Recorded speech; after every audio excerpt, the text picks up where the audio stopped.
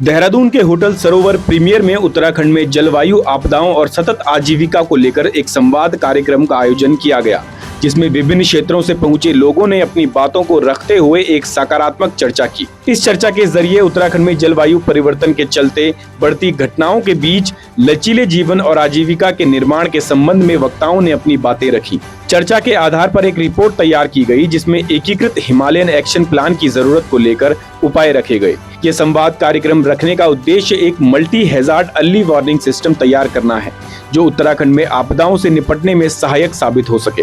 कार्यक्रम का आयोजन क्लाइमेट ट्रेंड्स नाम की संस्था ने किया था, जो देश भर में क्लाइमेट चेंज को लेकर काम करती है। संस्था के द्वारा उत्तराखंड के वन मंत्री सुबोध उनियाल को भी रिपोर्ट पेश की गई। संस्था ने वन मंत्री के सामने इस multi hazard early warning system को तैयार करने को लेकर अपनी बातें रखी।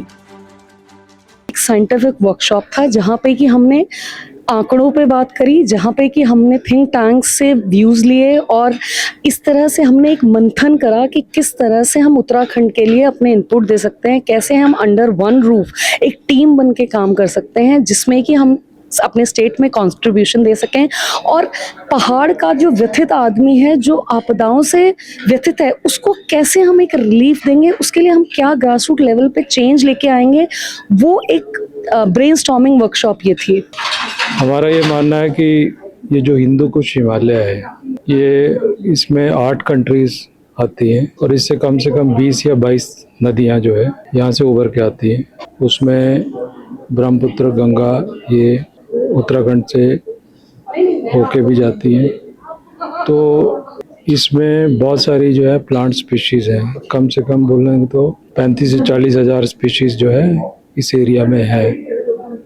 तो जब ये आपदा आती है तो मनुष्य, पशु, ये तो नुकसान होता ही है, साथ में हमारी बायोडाइवर्सिटी का बहुत बड़ा नुकसान होता है। तो उससे हम कैसे उसको मैनेज करें, जंगल को कैसे बचाएं, क्योंकि जंगल का बहुत बड़ा रोल है आजकल जो क्लाइमेट चेंज का जो विषय है, इसमें फॉरेस्ट सेंट्रल पॉइंट पे है। क्योंकि जंगल बचेंगे तो हमारे नदी नाले सेफ रहेंगे, डैम बचेंगे तो हमारे जो पानी के स्रोत हैं वो बचेंगे। तो इसलिए जंगल बचाना बहुत ज़रूरी है। और जंगल पे बहुत सारे प्रेशर्स है, पॉपुलेशन प्रेशर है, बाकी स्मगलिंग का है, और ये नेचुरल डिजास्टर में जंगल में बहुत बड़ा नुकसान होता है।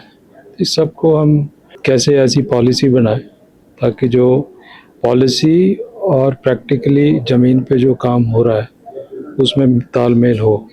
हमारा जो इवेंट का उद्देश्य है आज के इवेंट का, वो ये है कि उत्तराखंड और अदर हिली एरियाज़ में, स्पेशली हिमालयन रीजन में बहुत ज़्यादा नेचुरल डिज़ास्टर्स हो रहे हैं। होते पहले भी थे, बट उनकी फ्रीक्वेंसी और इंटेंसिटी बहुत बढ़ गई है अब।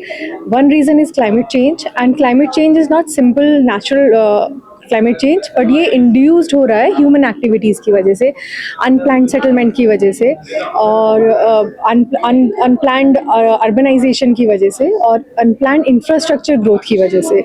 सो इन सबको एक साथ एक ही प्लेटफॉर्म पे डिस्कस करके एक्सपर्ट्स के साथ, स्टेक होल्डर के साथ हम ये नतीजे पे पहुँचे, या फिर इसका आउटकम जो होगा प्रोग्राम का वो ये होगा कि हम एक रिकमेंडेशन पेपर बनाएंगे सबके एक्सपर्ट्स एडवाइस के साथ, सबके फीडबैक्स के साथ। और वो रिकमेंडेशन पेपर एक वाइट पेपर में हम लोग गवर्नमेंट तक पहुँचाने की कोशिश करेंगे, और उससे हो पाए अगर तो कुछ हेल्प करने की कोशिश करेंगे गवर्नमेंट की। जो अर्ली वार्निंग सिस्टम होता है कि हम उसे कैसे स्ट्रेंथन कर सकते हैं, उसके कैसे और इम्प्रूव कर सकते हैं, जिससे कि अर्ली वार्निंग मिल सके लोगों को, और ये मैसेज दूर दराज गांव तक लोगों तक पहुंच सके ऑन टाइम, जिससे कि जो जान मान का नुकसान होता है इन इंसिडेंट्स की वजह से वो कम हो सके। तो हमारी जो ऑर्गेनाइजेशन है, it's basically research and consultancy organisation है, जो हम क्लाइमेट चेंज के रिगार्डिंग हम सारे इशूज़ के अराउंड हम काम करते हैं।